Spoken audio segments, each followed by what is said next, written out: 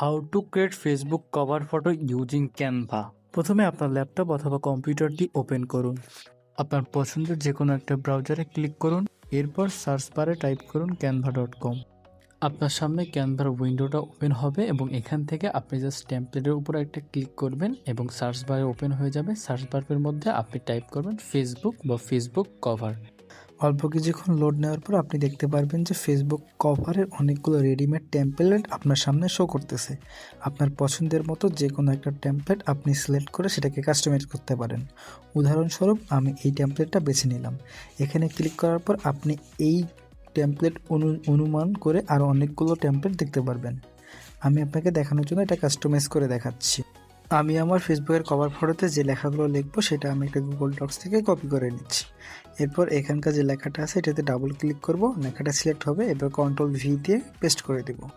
লেখাটা যেহেতু বড় হয়ে আমাদের ডিজাইনের বাইরে চলে গেছে, তো লেখাটাকে এবার আমরা একটু কাস্টমাইজ করে ছোট করে নেব। আমরা চাইলে এই ফন্টটাকেও চেঞ্জ করতে পারবো। তার জন্য এখানে ক্লিক করব এবং এখানে অনেকগুলো ফন্ট দেখাবে। আপনার যে ফন্টটা পছন্দ হয় আপনি সেই ফন্টটা সিলেক্ট করে আপনি আপনার ডিজাইনেতে ইউজ করতে পারবেন। তারপর আপনি কালার আইকনে ক্লিক করে আপনি কিন্তু আপনার লেখার কালারটুকু চেঞ্জ করতে পারবেন। আপনার যে কোনো কালারের আপনি এখান থেকে কালার সিলেক্ট করে ডিজাইন তৈরি করতে পারবেন। এবং ফাইনালি যখন আপনার ডিজাইনটা পুরোপুরি করা হয়ে যাবে তখন আপনি এক্সপোর্ট করার জন্য এখান থেকে শেয়ারের উপর একটা ক্লিক করবেন। তারপর আপনি এখান থেকে এই ডাউনলোডের অপশনটাতে ক্লিক করতে পারেন। এরপর আপনি চাইলে বিভিন্ন ফরম্যাটে এই ডিজাইনটাকে ডাউনলোড করতে পারেন, পিএনজি, জিপিজি। তো আমি পিএনজিতে এটা ক্লিক করে এরপর ডাউনলোড বাটনে ক্লিক করলে দেখবেন যে এটা ডাউনলোড হচ্ছে।